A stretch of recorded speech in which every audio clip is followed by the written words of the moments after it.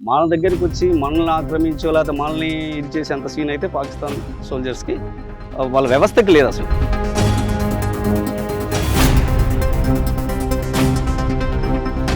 మన వ్యవస్థ, మన సైనికులు, మన వాళ్ళు అంతా బార్డర్‌లో ఉన్నారు కాబట్టి వాళ్ళని దాటుకొని రావడం అసలు ఇంపాసిబుల్. అసలు వాళ్ళ వ్యవస్థ మన వ్యవస్థ ముందు ఎందుకు పనికిరాదు.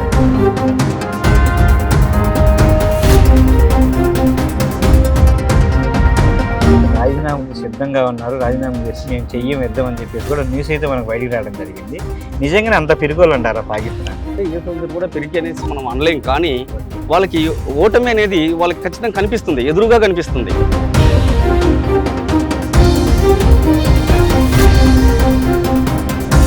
ధైర్యం ఉంది. ధైర్యం రావడం కోసం ఏమైతే చేయాలో అది మోడీ చేసేసాడు.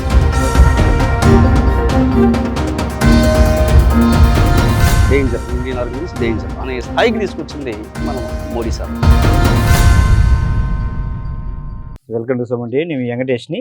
మేము చూసుకున్నట్టయితే ఇండియా పాకిస్తాన్కి ఆల్రెడీ వార్ స్టార్ట్ అయిపోయింది. భీకరమైన యుద్ధం జరుగుతూ ఉంది కూడా. మెయిన్గా నైట్ పూట కూడా చాలా భీకరమైన దాడులు జరుగుతూ ఉన్నాయి. సైన్యం కూడా ఎంతో ఎలర్ట్గా ఇండియన్ ఆర్మీ 24 గంటలు కంటి మీద కునుకు లేకుండా కూడా యుద్ధానికి సపోర్ట్ చేస్తూ ఉంది. అలాగే యుద్ధంలో ఉన్న స్థితిగతుల గురించి, వారి యొక్క లక్షణాల గురించి, మనతో పోటీపడి పాకిస్తాన్కి గెలవగలరా లేరా అని చెప్పేసి ఈ అనుభవాలని తెలుసుకోవడానికి గతంలో హవల్దార్గా పనిచేసినటువంటి బాలరాజ్ సార్ మనతో పాటు ఉన్నారు, ఎక్స్ ఆర్మీ ఆఫీసర్. వాళ్ళని అడిగి మరిన్ని విషయాలు తెలుసుకునే ప్రయత్నం అయితే మనం చేద్దాం. సో మనం బేస్ చూసినట్టయితే యుద్ధం బిగిన్ అయిపోయినాక సార్ ఎక్స్ ఆఫీసర్గా మీ అనుభవాలు ఏంటి సార్? ఎలాంటి సిచ్యువేషన్ ఉంటుంది యుద్ధ వాతావరణంలో? సో ఎలా ఆదేశాలు వస్తాయని మీ మాటల ద్వారా తెలుసుకునే ప్రయత్నం చేద్దాం. బాలరాజు నా పేరు. ఎక్స్ హవల్దార్గా ఆర్మీలో పనిచేశాను. నేను 26 ఆగస్ట్ 1994లో ఎన్రోల్మెంట్ జరిగింది. అప్పుడు 16 years 11 months 5 days సర్వీస్ చేశాను యాజ్ ఏ హవల్దార్గా. అంటే మేము ఇన్ఫెంట్రీ మేము చేసింది. మేము బార్డర్లు కూడా కార్గిల్ కూడా అక్కడ సర్వీస్ చేసాము. అంటే ఈ యుద్ధం అంటే ఇప్పుడు జరిగేది వచ్చేసి అంత మీరు అనుకున్నట్టుగా అంత ఈజీ కాదు. పాకిస్తాన్ మనతో ఢీకొట్టడం అనేది అంత ఆషామాష కూడా కాదు. మన వ్యవస్థ కూడా బాగా గట్టిగా ఉంది. ఈవెన్ రాడార్ వ్యవస్థ కావచ్చు, మన ఫైటింగ్ ట్రూప్స్ కావచ్చు, మన వెపన్స్ కావచ్చు, మన మొరాల్ ఇది కావచ్చు, ఏదైనా కూడా మనకు వాళ్ళకి ఈక్వల్ కాదు. ఫస్ట్ మనం భయపడాల్సిన అవసరం అంతకంటే లేదు. ఎందుకు లేదు అంటే వాళ్ళ ఫైటింగ్ సామర్థ్యం మనం 1962లో కూడా చైనా అండ్ పాకిస్తాన్ ఆ టైం చేశారు. మళ్ళీ 65లో పాకిస్తాన్తో జరిగింది, 71లో జరిగింది బంగ్లాదేశ్. నెక్స్ట్ మళ్ళీ 99లో కార్గిల్ జరిగింది. ఈ అనుభవాల రీతి మొత్తం చూస్తే కూడా వాళ్ళు ఏదో ఒకటి యాక్షన్ చేసి మనల్ని ఇది చేయడమే తప్ప మన దగ్గరికి వచ్చి మనల్ని ఆక్రమించో లేకపోతే మనల్ని ఇది చేసేంత సీన్ అయితే పాకిస్తాన్ సోల్జర్స్కి వాళ్ళ వ్యవస్థకి లేదు అసలు. అంత సీన్ లేదనమాట. మన వెపన్స్ అలాగే మన దగ్గర వాళ్ళకంటే హెవీ వెపన్స్ ఉన్నాయి. మన ట్రూప్స్, మన ఆర్మీ కూడా అలాగే ఉంది. మన బ్యాక్గ్రౌండ్, మన సపోర్ట్స్ అలాగే ఉన్నాయి. ఈరోజు మన మోడీ గారు ఎప్పుడైతే బీజేపీ నుంచి ప్రభుత్వంలో మా ఆర్మీ పనిచేసిందో, ఈవెన్ పోటో యాక్ట్ కూడా తీసుకొచ్చింది మన బీజేపీ తెచ్చింది. ఆ రోజు మేము కాశ్మీర్లో పనిచేసేటప్పుడు ఈ యాక్ట్ వల్ల ఉగ్రవాదుల్ని ఏరివేయడానికి చాలా ఈజీగా ఉండేది. అంటే డౌట్ ఉంటే మనం వాళ్ళ మీద చర్య తీసుకోవచ్చు. ఆ విధంగా ఉన్నదాన్ని మళ్ళీ మధ్యలో పోటో యాక్ట్ రద్దు చేశారు. అప్పుడు వాళ్ళు ఏం చేసేవాళ్ళు అంటే మనం ఈవెన్ మన కాన్వాయ్, మన వెహికల్స్ వెళ్తుంటే ఎక్కడో బస్ స్టాండ్లోనో ఎక్కడో గుంపులో నుంచి మన మీద ఏదో ఒకటి ఫైర్ చేసేవాళ్ళు. ఫైర్ చేస్తే మనం ఫైర్ చేద్దామంటే అయ్యేది కాదు. ఎందుకు అవ్వదు అంటే అక్కడంతా పౌరులు ఉన్నారు. వాడు వేసేవాడు వాళ్ళ మధ్యలో నుంచి వేస్తాడు కదా, సివిలియన్ మధ్యలో నుంచి అటాక్ చేస్తాడు. మనం వాడిని సపరేట్గా షూట్ చేయడానికి వీలు పడేది కాదు. సివిలియన్స్ ఉంటారు. అలాంటి పరిస్థితుల్లో కూడా మనం బాగా ఇబ్బంది పడ్డాం. వాళ్ళ ప్రోక్సీ వార్. వాళ్ళు ఏం చేస్తున్నారంటే డైరెక్ట్ హిట్ చేయలేక, మనల్ని ఏం చేసుకోలేక మన వాళ్ళ దగ్గరికి వచ్చేసి మన కాశ్మీర్లతో చేరి వీళ్ళను మభ్యపెట్టి వీళ్ళను దాంట్లోకి మన ఉగ్రవాది కూపిలోకి దించి ట్రాపింగ్ చేసి వాళ్ళ ద్వారా మన మీద ఏదో నెగ్గాలనేది కుయుక్తులు పడుతున్నారు. అదంతా ఈజీ కాదు, అది తాత్కాలికమే. వాళ్ళని ఆల్రెడీ ఏరేస్తారు. ఇప్పుడు ఒక్కరు కూడా మిగిలేదు లేదు. ఖచ్చితంగా వాళ్ళ స్థావరాలు ఏమైనా కూడా ఖచ్చితంగా ఇప్పుడు కనిపెడతారు. ఈ ఆపరేషన్స్ జరుగుతూ ఉంది, సర్చింగ్ అవుతుంది కాబట్టి వాళ్ళు తప్పించుకునే క్వశ్చనే లేదు. ఇంతకుముందు మన ఇవి డ్రోన్ వ్యవస్థ అంతకుముందు ఉండేది కాదు. ఈరోజు ఈ డ్రోన్ వ్యవస్థ ద్వారా అయినా కానీ పోరాని చోటికి పోవచ్చు అనమాట. అంటే ఇప్పుడు మనం ఇప్పుడు ఎగ్జాంపుల్ ఈ కొండ ఉందండి. ఆ కొండ పైకెక్కి మనం పోయి ఎతికి చూడాలి అంటే దట్ ఈస్ వెరీ డిఫికల్ట్. ఈ డ్రోన్ ఉంది కాబట్టి మన కింద ఉండే వాళ్ళ స్థావరాలు ఉన్నాయా లేదా మనం అక్కడ లాంచ్ చేపించేసి చూసే వ్యవస్థ ఉంది. లేదు వాళ్ళు అడ్వాన్స్ చేస్తుంటే మన రాడార్ వ్యవస్థలు ఉన్నాయి. మళ్ళీ నైట్ విజన్స్ ఇప్పుడు నైట్లో కూడా మాకు అదే మిలిటెంట్స్ని కానీ శత్రువులను కానీ 2 కిలోమీటర్స్ కావచ్చు, 5 కిలోమీటర్స్ కావచ్చు, ఏదైనా కూడా చూడటానికి పూర్తిగా క్లియర్గా వెన్నెల్లో కనిపించిన విధంగా చూసే డివైసెస్ కూడా థర్మల్ ఇమేజర్ టైప్ డివైసెస్ కూడా మన ఆర్మీకి మనం ఈరోజు సమకూరాయి. కమ్యూనికేషన్ వ్యవస్థ కూడా road and tracks, even living bunkers, everything is updated then Pakistan అనమాట. వాళ్ళకి అంత అవకాశం లేదనమాట. ఎవరు భయపడాల్సిన అవసరం లేదు. ఖచ్చితంగా పాకిస్తాన్ వాళ్ళే ఇంకా పరిగెత్తారు. అసలు బంకర్స్ వదిలిపెట్టి మాకు వద్దు, మేము చేయలేమని చెప్పేసి వీళ్ళు వస్తారు అని చెప్పేసి వీళ్ళతో మన పోరాడలేము అని వాళ్ళే విత్డ్రా అయ్యే అవకాశం. సో మా న్యూస్ కూడా చూసుకున్నట్టయితే ఒక రాజీనామాకి సిద్ధంగా ఉన్నారు, రాజీనామా చేసి మేము చెయ్యం ఇద్దాం అని చెప్పేసి కూడా న్యూస్ అయితే మనకు బయటికి రావడం జరిగింది. నిజంగానే అంత పిరుకోవాలంటారా పాకిస్తాన్? అది సోల్జర్ అన్న తర్వాత ఏం జరుగుతుందంటే ఏ సోల్జర్ కూడా పెరిగి అనేసి మనం అనలేం. కానీ వాళ్ళకి ఓటమి అనేది వాళ్ళకి ఖచ్చితంగా కనిపిస్తుంది, ఎదురుగా కనిపిస్తుంది. ఎవరు కూడా తెలిసి యముని బారిని ఎవడు పడగోరును అంటారు. అంటే ఇప్పుడు మనం తెలిసి ఇప్పుడు చనిపోదామని ఎవరు అనుకోరు. పాసిబిలిటీ ఏంటంటే మనకి పర్సంటేజ్ మెయిన్ అసలు కన్ఫర్మేషన్ అనమాట. ఎందుకంటే మనం అప్డేట్ కానప్పుడే మనం ఎంతో బ్యాక్లో ఉన్నప్పుడే మనం వాళ్ళని ఈజీగా నెట్టేసి మా రెజిమెంట్, నేను ఆ రెజిమెంట్లో పనిచేసి వచ్చిన 18 మద్రాస్ మాది 1971 వార్లో డిసెంబర్లో జరిగితే అప్పుడు వారు 16 days జరిగితే అప్పటికి దాదాపు 248 కిలోమీటర్స్ పాకిస్తాన్లోకి ఇన్సైడ్కి వెళ్ళిపోయింది మంది ఆక్రమించుకుంటూ బోర్డర్ దాటి. తర్వాత అది ఇంటర్నేషనల్ బౌండరీ ఏరియా కాబట్టి మళ్ళీ మనం బ్యాక్ రావాల్సి వస్తుంది. సీజ్ ఫైర్ అయిన తర్వాత వచ్చేసాము. మనం ఏ భూమిని ఆక్రమించాల దాన్ని, వాళ్ళకి మనం తడాకేదో చూపించాం. ఎప్పుడు కూడా వాళ్ళది మనకు అవసరమని మనం అనుకోవడం కూడా లేదు. ఎందుకంటే మంది మనకు చాలు, మన సనాతన ధర్మం. ఎవరిదో ఆక్రమిద్దాం, ఏదో చేద్దాం అనేది మన ఉద్దేశం ఉండదు. మన భారతీయునికి ఎవరికీ ఉండదు. మన దాంట్లో మళ్ళీ మా సోల్జర్స్లోనే మా ఆటోమేటిక్గా ముస్లిమ్స్ ఉన్నారు, అందరూ ఉన్నారు. మన దాంట్లో భిన్నత్వంలో ఏకత్వం అనేది ఉంటుంది కాబట్టి మాకు ఎటువంటి వైషమ్యాలు కానీ అలా కానీ పాకిస్తాన్ సైడ్ చేయడం అనేది ఉండదు. ఇప్పుడు ఈ యుద్ధం గురించి మనం ఎటువంటి ఆలోచించాల్సిన అవసరం లేదు. ప్రతి పౌరుడు ధైర్యంగా ఉండటమే. ఇన్స్ట్రక్షన్స్ వస్తాయి. రేపు మనకి ఎలాగైతే మనకు వార్ నడుస్తుంది కాబట్టి మీరు లైట్లు ఆపుకోవాలా, ఏమేం చేయాలి, నైట్ టైం ఎలా వ్యవహరించాలి, డేలో ఎలా ఉండాలి, మూమెంట్స్ ఎలా చేయాలి, ఇవన్నీ సమ్ ఇన్స్ట్రక్షన్స్ మన గవర్నమెంట్ నుంచి మనకు వచ్చినప్పుడు మనమే పాటిస్తే చాలు. మనకు అలాంటి అసలు డౌటే లేదు. మన వ్యవస్థ, మన సైనికులు, మన వాళ్ళు అంతా బార్డర్లో ఉన్నారు కాబట్టి వాళ్ళని దాటుకుని రావడం అసలు ఇంపాసిబుల్. అసలు వాళ్ళ వ్యవస్థ మన వ్యవస్థ ముందు ఎందుకు పనికిరాదు. అందువల్ల మనం ఎటువంటి దిగులు చెందాల్సింది కానీ అవసరం మనకు లేదు. కొన్ని జరుగుతూ ఉంటాయి కదా, ఎలాంటి అప్రమత్తంగా ఉండాలని చెప్పి లైట్కి దీనికి సంబంధం ఏంటి? అంటే లైట్లు ఉంటేనే మనం విమానాల నుంచి ఏమైనా ఐడెంటిఫై చేసి అటాక్ చేయడానికి ఆస్కారం ఉందంటారా?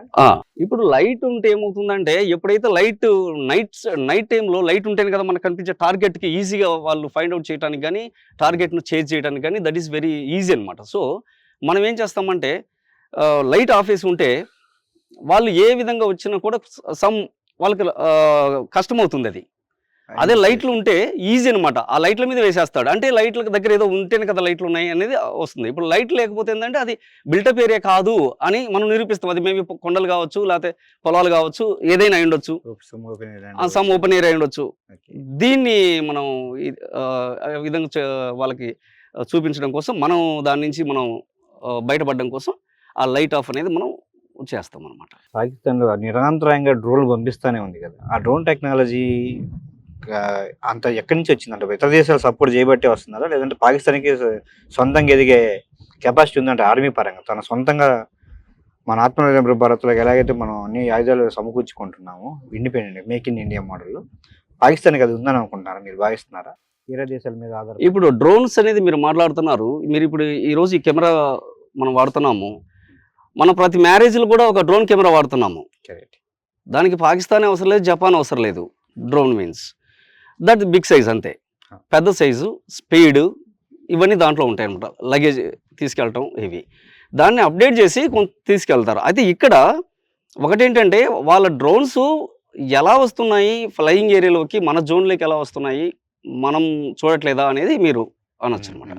అంటే మన వ్యవస్థ ఏంటంటే ఇప్పుడు దాంట్లో ఇండికేట్ ఏదేది అవుతాయి, ఏమవుతాయి, కొన్ని డేంజరస్ ఏది ఎక్స్‌ప్లోజివ్‌తో వస్తుందా, నార్మల్‌గా వస్తుందా, ఇలా ఉంటాయి కాబట్టి కొన్ని అవి నార్మల్‌గా వాళ్ళు విజువల్స్ తీసుకోవడానికి వాటికి ఇట్లా పంపించినప్పుడు కొన్ని మన వ్యవస్థ వచ్చేసి డిస్టెన్స్‌లో ఉన్నప్పుడు కొంత దగ్గరికి వాళ్ళొచ్చి మన హైట్‌లోంచి తీసుకునే అవకాశం ఉంటుంది. అవి కూడా మనం కనిపెట్టి ఎన్నో సార్లు కూల్చేసాం. వాళ్ళు ఈరోజు SU-500 మన వెపన్ వ్యవస్థ ద్వారా, మన రడార్ వ్యవస్థ ద్వారా వాళ్ళు ఎన్ని ఉన్నాయో అన్నీ కూడా వాళ్ళొచ్చిన ప్రతి మిజైల్స్‌ని కూడా మనం చేయగలమనమాట. అంత ద అంత మన దగ్గర అప్డేట్ ఉంది. మన యాంటీ ట్యాంక్ ఇప్పుడు ఈవెన్ నేనైతే యాంటీ ట్యాంక్ వైర్ గైడెడ్ మిసైల్‌ని ఫైర్ కూడా చేశాను. ట్రైనింగ్ తీసుకున్నాను. 2 కిలోమీటర్స్ రేంజ్‌లో ఉంటుంది. మనం ఫైర్ చేసిన తర్వాత కూడా మన చేతిలో ఉంటుంది. మనం ట్రాక్ చేయొచ్చు. టార్గెట్ హిట్ చేయొచ్చు. అలాంటి మళ్ళీ లేజర్‌వి ఉన్నాయి. వాళ్ళ బంకర్స్‌ను పేల్చడానికి గాని, వాళ్ళ వెహికల్స్‌ని పేల్చడానికి గాని, అంటే ఈ వచ్చేసి మిసైల్ వ్యవస్థలో వాళ్ళు మనకంటే చాలా వెనకాల ఉన్నారు. వాళ్ళు ఎంత గట్టి బంకర్స్ కట్టినా కూడా సమ్ మీటర్స్ 1.5 మీటర్ ఈవెన్ ఇనుము లాంటిది ఉన్నా కూడా మన ఈ మిసైల్ ద్వారా anti tank wire guided missiles అలాంటి ద్వారా మనం వాటిని పేల్చొచ్చు. ఎలాగంటే ఫస్ట్ వార్ హెడ్ ఉంటుంది. దాని తర్వాత ఫస్ట్ వచ్చేసి హిట్ అయినప్పుడు ముందుకు లోపలికి పోతుంది. ఆ తర్వాత అది ఫెయిల్ అయితే మళ్ళీ ఇంకా రెండోది ఉంటుంది. లోపలికి చొచ్చుకెళ్ళి బ్లాస్ట్ అయిపోతుంది. ఇనుము కూడా పేలిపోతుందనమాట. అలాంటి ఫైటింగ్ వెపన్స్ మన దగ్గర ఉన్నాయి. వాళ్ళ దగ్గర లేవనమాట. అవకాశం లేదు. దాని గురించి భయపడాల్సిన అసలు అవసరమే లేదనమాట. సో ఇప్పుడు గవర్నమెంట్ నుంచి ఏమైనా ఆర్డర్స్ వచ్చాయి మీకు? ఒకవేళ యుద్ధంలో గనక మన సోల్జర్స్ గనక ఇంకా ఎక్కువ మంది కావాల్సొస్తే సో మీరు మళ్ళీ రెడీగా ఉన్నారా? ఎందుకంటే వయసు రీత్యా కాదు ఏదైనా సరే మీరు ఫైట్ ఫర్ నేషన్‌కి మళ్ళీ రెడీగా ఉన్నారా? ఆర్డర్స్ ఏమన్నా ఇలాంటివి? ఖచ్చితంగా. ఎవరీ సోల్జర్ ఖచ్చితంగా రెడీగా ఉంటాడు. మాకు కూడా కాల్ చేశారు. చేసి మీ ఎన్రోల్‌మెంట్ డేట్ ఎప్పుడు ఎన్రోల్‌మెంట్ అయ్యారు? ఎప్పుడు రిటైర్ అయ్యారు? ఏవైనా అవసరమైతే పిలుస్తాము. మీరు వచ్చే అవకాశం ఉందా? అని అడిగారు. నేను మస్ట్ సార్ కన్ఫర్మ్‌గా వస్తాను. Presently I am doing as a clerk of State Bank of India. Anyway అవి ఆర్డర్స్ వచ్చినప్పుడు ప్రాబ్లమ్ లేదు. మేము అటెండ్ చేస్తాము. వాళ్ళు ఇది కూడా చెప్పారు. మేము ఎక్స్ సర్వీస్ మ్యాన్‌లు కదా! మిమ్మల్ని ఎక్కడికి ముందుకేం పంపించేది ఉండదు. బేస్‌లో మీరు వర్క్ చేయాలి. ఏదైనా కూడా ఉంటుంది. ఇక్కడ సపోర్ట్ ఉంటుంది. మీరు ఉంటారు. వేరే వాళ్ళు మళ్ళీ డ్యూటీకెళ్తారు. ప్రాబ్లమ్ లేదు. అలాగ చెప్పారు. ఓకే సార్ అని చెప్పాం.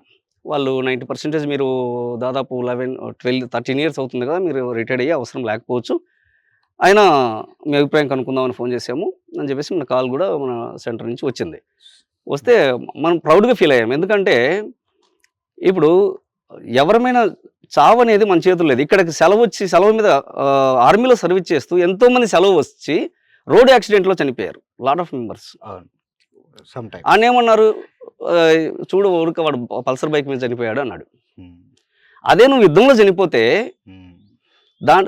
అసలు యుద్ధంలో చనిపోయినప్పుడు దాన్ని ఏమంటారు? హతోవా ప్రాప్స్యసి స్వర్గం జిత్వా వా భోక్ష్యసే మహీ తస్మాదుత్తిష్ట కౌంతేయ యుద్ధాయ కృతనిక్షయః యుద్ధాయ కృతనిక్షయః. యుద్ధమును మరణించినచో వీరస్వర్గము పొందెదవు, జయించినచో రాజ్యమును భోగింతువు. కావున అర్జున యుద్ధమునకు కృతనిక్షేయుడవై లెమ్ము అని చెప్పేసి మన భగవద్గీతలో చెప్పారనమాట. అవును, మహాభారతం మన సనాతన ధర్మము. అసలు అదేం చనిపోరు. వీరుడు ఎప్పుడు చనిపోడు. ఆత్మకు చావులేదు.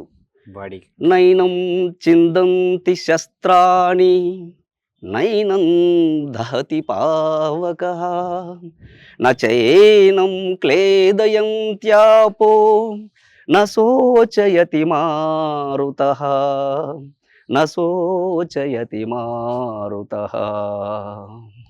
ఆత్మకు నాశనము లేదు. ఆత్మను శస్త్రము ఛేదించజాలదు, అగ్ని దహింపజాలదు, నీరు తడుపజాలదు, వాయువు ఆర్పివేయును సమర్థము కాదు. ఆత్మ నాశనం లేనిది. అక్కడేం చనిపోవట్లేదు. ఎవరు ఎక్కడ చనిపోడు. మన సనాతన ధర్మంలో చావుకు భయపడే వాళ్ళు చాలా తక్కువ మంది అనమాట. లిటిల్ బిట్ ఎవరికి తెలియని వాడు, అవగాహన లేని వాడే తప్ప. దాంట్లో సోల్జర్స్కి అసలు అలా ఉండదు. వస్తాము అనేసి ఉండదు. డాన్సరు డాన్స్ వేసేటప్పుడు నా డాన్స్ చూస్తారేమో అనుకుంటే డాన్స్ వేయలేడు. సింగరు నా పాట వింటున్నారు అనే ఆలోచన అతనికి ఉంటే అతను పాడలేడు. అతని డ్యూటీ అది. హీజ్ ఏ సింగర్, పాడతాడు. He's a dancer. అతనికి వచ్చిన పాటకి డాన్స్ వేసేస్తాడు అంతే. అట్లా సోల్జర్ కూడా they do he doing their work as a fighting. Fight అంతే. ఫైట్ చేయటంలో అతను డైలీ ట్రైనింగ్ తీసుకుంటున్నాం మేము, కొత్తగా చేయట్లా. పీరియాడికల్లీ ట్రైనింగ్ నడుస్తుంది. షూటింగ్ నడుస్తుంది, రన్నింగ్ నడుస్తుంది, మొత్తం నడుస్తున్నాయి. అక్కడ నువ్వు కొత్తగా చేయట్లేదు, నేర్పించి పెట్టారు. ఆ రోజు అవసరమైంది నువ్వు చేస్తున్నావు అంతే. Part of life every day ఆ. కూడా యుద్ధం సన్నద్ధం ఎప్పుడు ఉంటారు, యుద్ధ సన్నద్ధంలో ఎప్పుడు ఉంటారు, 24/7 సన్నద్ధంగానే ఉంటారు. అవును. సో రెస్ట్ అనేది ఏమి ఉండదు. ఏదన్నా అది ప్రాక్టీస్ కావచ్చు, ఐదర్ రియల్ టైం యుద్ధం కావచ్చు, ఒకేలాగా మీకు ట్రీటింగ్ అనేది ఒకేలాగా ఉంటుంది అయితే. ఉంటుంది. Yes sir. అసలు ఎలా ఉంటుంది మీ అనుభవాలు? అసలు ఒక యుద్ధంలో మనము ఒక బెటాలియన్ ముందుకు వెళ్తుండాలి, వాళ్ళని కాసుకొని మళ్ళీ వెనకాల మళ్ళీ ఇంకో బెటాలియన్ సపోర్ట్ తీసుకుంటుంటారు. ముందు నుంచి గుండ్లు వస్తుంటాయి, రకరకాల సిచ్యువేషన్స్ వస్తుంటాయి. ఆ టైంలో ఎలా అనిపిస్తుంది మీ మనోభావం? అసలు ఎందుకు వచ్చామురా అనేది నా ఫీలింగ్ ఉంటుందా, లేదంటే హ్యాపీగా అందరం 30,000-40,000 రూపాయలు జాబ్ చేసుకుంటాం, మనం ఆడే ఉండొచ్చు కదా, ఎందుకు ఈ ఆర్మీ అనేది? సగటు ఆర్మీ ఆఫీసరు మనోవేదన, మనోభావాలు ఎలా ఉంటాయి? అసలు అలాగ ఉండదు. ఓకే. అసలు ఆ థింకింగే ఉండదు. ఎందుకు వచ్చామా, ఎందుకు పోయామా, అవి కాదు అక్కడ. ఇప్పుడు మీరు అంటారా, మీరు ఎలా చేస్తారు, ఎలాగంటే దీనికి ఒక వ్యవస్థలో, మన వ్యవస్థలో ముందుగా జడ్జిమెంట్ చేసి రెక్కీ చేసి వాళ్ళు ఎంతమంది ఉన్నారు, మనం ఎంతమంది అవసరం, మనకి వాళ్ళ దగ్గర ఏ వెపన్స్ ఉన్నాయి, మన దగ్గర మనకి ఏ వెపన్స్ అవసరం, దాన్ని ఎదుర్కోవాలి అంటే ఇప్పుడు అక్కడ ఒక మనిషి ఉంటే మనం ఈజీగా 3-4 వెళ్తాం కదా, ఎవరైనా మనకు గొడవకి వెళ్ళాలంటే. సేమ్ సిచ్యువేషన్ మనకు కూడా మన ఫోర్స్ కూడా అంతే మోతాదులో పెంచుకొని వెళ్తాం. కాకపోతే దాంట్లో కొన్ని యుద్ధ నీతి ఉంటుంది, యుద్ధ తంత్రాలు ఉంటాయి అన్నమాట. అంటే 3 ముందు వెళ్ళాలా, 4 తర్వాత వెళ్ళాలా, వెనకాల ఎవరు ఉండాలి, ముందు ఎవరు ఉండాలి, అక్కడ ఫెయిల్ అయితే ఏం చేయాలి, వాళ్ళు ఇంటిమేషన్ వెనకాల ఏమి ఇవ్వాలి, వెనక వాళ్ళు ఏం తీసుకురావాలి, వాట్ ఈస్ ఇంపార్టెంట్, టాక్టిక్స్ అన్నీ ఉంటాయి. అవి దాని ద్వారా మనం వెళ్తాము. ప్లస్ వాళ్ళు ఓన్లీ మనం డ్యూటీ చేస్తున్నామని అనుకుంటారే తప్ప లేదు మనం వచ్చేస్తున్నారు, వాళ్ళు మనల్ని ఎక్కడ కొట్టేస్తారో, మనకి ఇబ్బంది అవుద్దేమో, ఇంకేం చేద్దాము, అలాంటి అసలు ఆలోచన నువ్వు అక్కడివి లేవు. నువ్వు డైలీ తీసుకున్న ట్రైనింగే అక్కడ ఉపయోగిస్తున్నావు. నీకు ఈ పాటకు డ్యాన్స్ నేర్పించారు, ఆ డ్యాన్స్ నువ్వు ఇక్కడ వేస్తున్నావు. సేమ్ మాకు షూటింగ్ నేర్పించారు, టాక్టిక్స్ నేర్పించారు, ఎవరు డ్యూటీ వాళ్ళది. రాడార్ వ్యవస్థలో ఉన్నాడు, రాడార్ ఇంటిమేషన్ ఏదైతే ఉందో దాని గురించి చూస్తున్నాడు, సిగ్నల్ వ్యవస్థ ఉన్నాడు, సిగ్నల్ చేస్తున్నాడు, మెడికల్ సైడ్ ఉన్నారు. ఎక్కడైతే ఇప్పుడు ఎంతమందికి ఏదైనా అవుతే మనం ఏ విధంగా వైద్య సహాయం అందించవచ్చు అనే ప్రిపరేషన్ వాళ్ళు ఉంటుంది. సేమ్ రేషన్ సంబంధించిన వీళ్ళకి back support, food, water, what ever maybe, వాళ్ళు దాని ప్రిపరేషన్లో వాళ్ళు ఉంటారు. ఎవరి టాస్క్ వాళ్ళకు ఉంటుందన్నమాట. దీనిలో భయపడాల్సింది అనేది అసలు ఉండదు. సమ్ రేర్ కేసెస్లో ఇలా శత్రువు ఏమైనా చుట్టుముట్టినప్పుడు కానీ ఇంకా అన్ని విధాలు కూడా లాక్ అయిపోయామన్న దాంట్లో బ్యాక్ అండ్ గ్రౌండ్స్ నుంచి ఎప్పుడైనా సపోర్ట్ కావాలి కొన్నప్పుడు, అలాంటి సిచ్యువేషన్స్ ఏమైనా ఎదురయ్యా? ఇప్పుడు అలాగా మీరు అన్నట్టు అనుకోకుండా మనం దొరికిపోయాము, సింగిల్గా ఇలాగా అయింది, మన దగ్గర అలాంటి వెపన్స్ కానీ ఏదైనా కానీ మన మ్యాప్స్ కానీ ఇంకోటి కానీ మన దగ్గర ఉన్నాయా అని అంటే అవి మనం వాడికి డిస్క్లోజ్ అవ్వకుండా తీసుకోవాల్సిన జాగ్రత్త మనకు ముందుగా నేర్పిస్తారనమాట. అవి ఏ విధంగా ఏం చేయాలి, ఎలా డిస్పోజ్ చేయాలి, ఎలా వాళ్ళకి బయట డిస్క్లోజ్ కాకూడదు, వాళ్ళకి ముట్టకూడదు అది అని. మనం ఈవెన్ చనిపోతాం కానీ మన ఎటువంటి సమాచారం వాళ్ళకి చెందకుండా మనం తీసుకునే జాగ్రత్తలు తీసుకుంటాం అనమాట. సో మనకు ఒక నినాదం ఉందని చెప్పి ఇండియన్ ఆర్మీకి కూడా ఏ దేశంలో లేని విధంగా కూడా అది చాలా హుందాగా పోరాటంలో కూడా చాలా హుందాగా కూడా ఉందని చెప్పేసి అంటారు. అది ఏమంటారు సార్? అది లాస్ట్ అది ఎలా అంటే ఫస్ట్ ట్రైనింగ్ సెంటర్లో నీకు ముందే పెట్టేసి ఉంటారు, ఏమని, ఏక్ గోలీ ఏక్ దుస్మన్. అర్థమైందా? నెక్స్ట్ ఆఖరి గోలీ ఆఖరి దుస్మన్. మన దగ్గర మొత్తం వెపన్స్ ఎంతవరకు మనకు అవకాశం ఉందో, మన ఫోర్సెస్ అంటే మన దగ్గర రౌండ్స్ కావచ్చు, ఇంకోటి కావచ్చు, ఫైటింగ్ వెపన్స్, ఈవెన్ బాయ్నెట్ కావచ్చు, వాట్ ఎవర్ మేబీ, చాకు, ఏదైనా నీ దగ్గర ఏది ఉందో అంతవరకు నువ్వు పోరాడతావు. అది లేదు అంత ఉండే అది లాస్ట్ పోయేంత వరకు నువ్వు పోరాడతావు అనమాట, అంతవరకు అనమాట. ఆఖరి వెపన్, ఆఖరి గోలీ, ఆఖరి దుస్మన్. లేదా మనం మొత్తం వాళ్ళని చంపేంత వరకు కూడా మన ఫైటింగ్ అనేది నడుస్తూ ఉంటుంది. అంటే అక్కడ ఇంకేం మిగలకుండా, శేషం లేకుండా చేసేంత వరకు కూడా యుద్ధం నడుస్తుంది అనమాట. డ్యామేజ్ చేసుకోవాలి, లాస్ చేసుకోవాలనే ఉద్దేశంతో ఏ యుద్ధ తంత్రంలో ఉండదు. అలాంటి సిచ్యువేషన్ చూసి మనకు పైనుంచి ఆర్డర్స్ వస్తాయి, తర్వాత చర్య వాళ్ళు తీసుకుంటారు. ఎటు నుంచి తీసుకోవాలా, ఏం చేయాలా, వాళ్ళని ఎలాగా మనల్ని కాపాడుకోవాలా, ప్లస్ మళ్ళీ వాళ్ళను మనం అటాక్ చేయాలా, వాళ్ళను ఇచ్చేయాలా అనేసి ఆ ప్లాన్ ప్రకారమే జరుగుతుంది. ఏ ఇండియన్ ఆఫీసర్, గవర్నమెంట్ ఆఫీసర్ కూడా అసలు వ్యక్తిగత నిర్ణయాలు తీసుకోవడానికి ఛాన్సెస్ ఉంటాయా? ఉంటాయి, ఎదురు శత్రువులు ఖచ్చితంగా ఉంటాయి. ఫైట్ చేయాలని ఉంటుంది. కానీ Yes. ఇక్కడ ఏమైద్దో ఆఫీసర్స్ నుంచి ఆపమని వస్తే దీని No, తర్వాత no. నేను పోతే సస్పెండ్ అయితే అన్న నో decision. సస్పెండ్ అనేది అక్కడ పక్కన పెట్టండి. Hmm. యుద్ధం అవ్వచ్చు, ఆపరేషన్ అవ్వచ్చు, సమ్ డ్యూటీ కావచ్చు, నీకు ఇచ్చారు డ్యూటీ, నీకు ఇప్పుడు ఆపు అనటానికి అక్కడ ఆ పాయింట్ ఆఫ్ బ్లాక్ లో లాస్ట్ లో అలాంటి మిమ్మల్ని ఎవరు డిస్టర్బ్ చేయరు, ఎవరిని కూడా. అవి నీకు ఎదురు నిన్ను కొడుతుంటే నేను ఆపమని చెప్పేసి నీ చట్టంలోనే లేదు. నార్మల్ సిటిజన్కే లేనిది సోల్జర్కి ఎందుకు ఉంటుంది? కరెక్ట్. అదేం లేదు, అలా ఉండదు. యాజ్ పర్ ఆర్డర్స్ పైనుంచి ఏ విధంగా రిసీవ్స్ అవుతుంటాయో, ఏ కారణంగానో అవుతుంటాయి, దాన్ని బట్టి ఏమి చర్య తీసుకోవాలన్నా వాళ్ళు చెప్పిన దాన్ని మనం ఇంప్లిమెంట్ చేసుకుని ఫాలో అవుతారే తప్ప అట్లాగా అనేది ఉండదు. వాడు చెప్పారు వీళ్ళు ఆగారు అలా కాదు, ఆ సిచ్యువేషన్ బట్టి. అక్కడ ఇప్పుడు అతని మీదకి ప్రాణభయం లేదా ఇంకా మన సోల్జర్స్ మన ఇబ్బందిలో ఉన్నాం అనుకోండి, ఆ తదుపరి ఉండే అధికారి అతని ఓన్ డిసిజన్ తోటి అక్కడ ఖచ్చితంగా చర్య తీసుకోవాల్సిందే.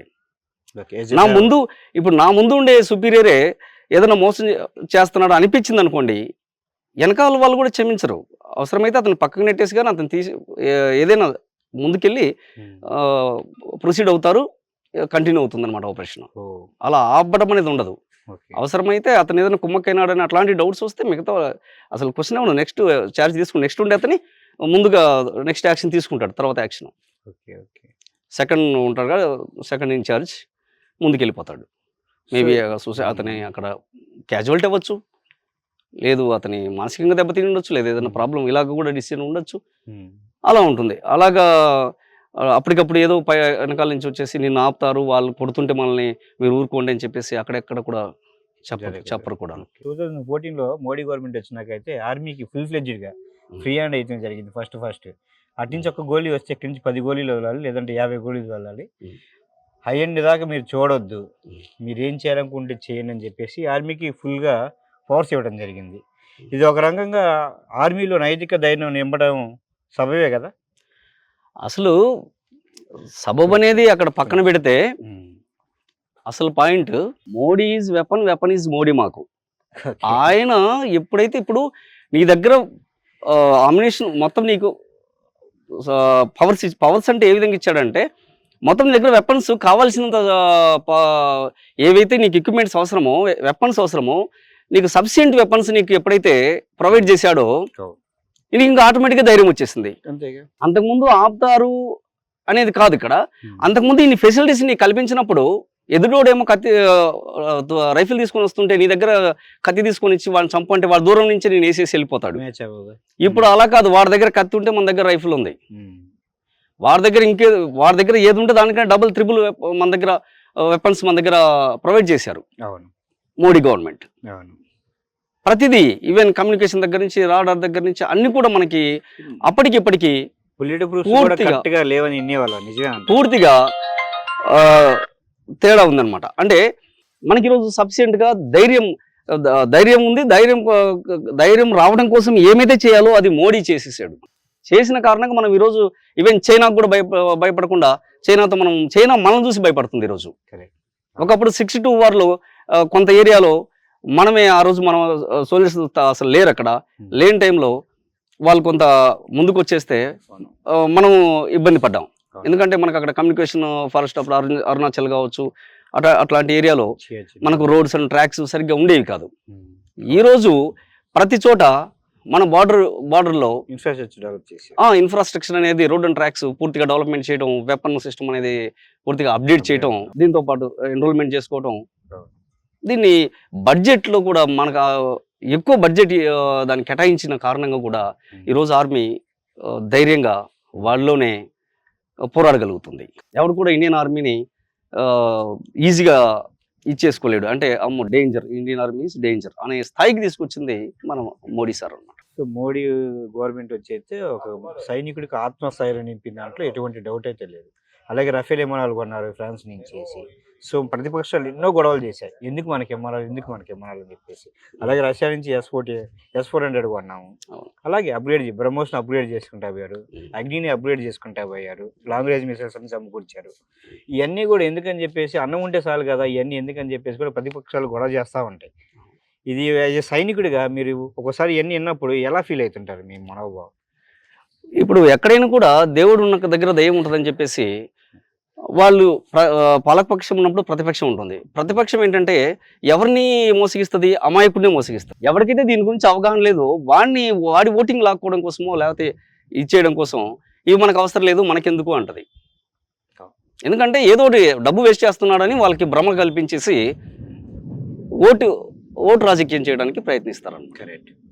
అంతే తప్ప ఇంకోటి లేదు. ఈరోజు అసలు జై జవాన్ జై కిసాన్ అన్నారు. ఎందుకన్నారు? సోల్జర్ లేనిది అక్కడ నీకు బార్డర్లో అక్కడ లేకపోతే ఇంక నువ్వు ఇక్కడ ఎలా ఉండగలవు? నీకు ధైర్యం కాదు, అసలు ఉండలేవు కదా. అంతే, ప్రశాంతంగా నిద్రపోలేదు. ఈవెన్ ఇప్పుడు సౌత్ ఆఫ్రికాలో అదే కాంగో లాంటి సూడాన్ కొన్ని కంట్రీస్ ఉన్నాయి. అవును.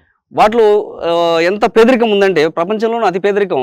ఒకటి పొలం వేస్తే ఒక ముఠా వచ్చేసి దొంగల ముఠా వచ్చేసి కోసుకొని తీసుకెళ్ళిపోద్ది. ఇంకెలా బ్రతకాలి?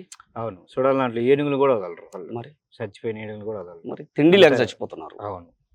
మన వ్యవస్థ ఈరోజు ప్రజెంట్ గవర్నమెంట్ కావచ్చు, ఏదైతే వ్యవస్థ ఉందో మనకు బాగా ఉంది. దీనివల్ల మనం పాకిస్తాన్ కావచ్చు, చైనా కావచ్చు, ఎవరితోనైనా మనం పోరాడగల శక్తి మన సైనికులకి ఉందన్నమాట. ఈరోజు ప్రొవైడ్ చేశారు. ఇది మోడీ సార్కి క్రెడిట్ అయితే పూర్తిగా ఆయన వల్లే మనకి జరిగింది. ఇది ప్రజెంట్ చూశారు కదా, మనతో పాటు బాలాసార్ గారు ఎంతో విలువైన సమయాన్ని మనకి కేటాయించేసి అసలు ఆడ ఆపరేషన్స్ అంటే ఇండియా పాకిస్తాన్ వారు వచ్చినప్పుడు ఎలా ఉంటుంది, దాని పరిస్థితులు ఎలా ఉంటాయి, దేశ ప్రజలందరూ కూడా హ్యాపీగా ఉండొచ్చు, మీకు ఏం ఉండదు. సో ఎందుకంటే భారతదేశం అన్ని విధాల సాయశక్తులా కూడా రెడీ అయ్యింది. వెపన్స్ పరంగా అయితేనేమి, మనోధైర్యం పరంగా అయితేనేమి. యంగ్స్టర్స్ ఇండియన్ ఆర్మీస్ ఉన్నారు కాబట్టి అనేక యుద్ధంలో పాల్గొన్న అనుభవం ఉన్నటువంటి ఎంతోమంది ఆఫీసర్లు ఇప్పుడు ఆల్రెడీ బార్డర్లో ఉన్నారు, పాకిస్తాన్తో ఫైట్ చేస్తూ. అలాగే అలాంటి అనుభవం ఉన్న వాళ్ళు కూడా మళ్ళీ ఇండియన్ ఆర్మీ ఉపయోగించుకోవడానికి మళ్ళీ ట్రై చేస్తూ ఉంది. అవసరమైతే మీ అవసరం మళ్ళీ మాకు వస్తే మీరు రెడీగా ఉండాలని చెప్పేసి కూడా ఆర్మీ ఆఫీసర్స్కి కాల్ చేయడం జరిగింది. వీళ్ళు కూడా ఎలాంటి జాబులు చేస్తున్నా సరే కూడా దేశ రక్షణ కోసం, దేశానికి మళ్ళీ వాళ్ళ రుణం తీర్చుకోవడం కోసం సర్వసన్నద్ధంగా ఉన్నారు. ఎప్పుడెప్పుడు వస్తుందో కాల్, రెడీ టు సర్వ్ అని చెప్పేసి, రెడీ టు సర్వ్ నేషన్ అని చెప్పేసి వీళ్ళు కూడా రెడీగా ఉన్నారు.